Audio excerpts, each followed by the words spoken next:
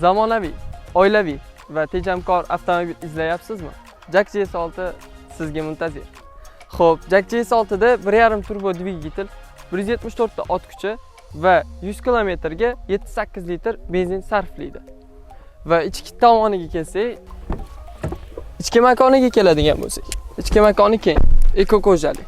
Panorama lyuk, 12.3 dyumli LED ekran, multimedia rul, avtomat korobka. Agar bu avtomobilni xarid qilsangiz, 3 yil yoki 100 000 km kafolatga ega bo'lasiz.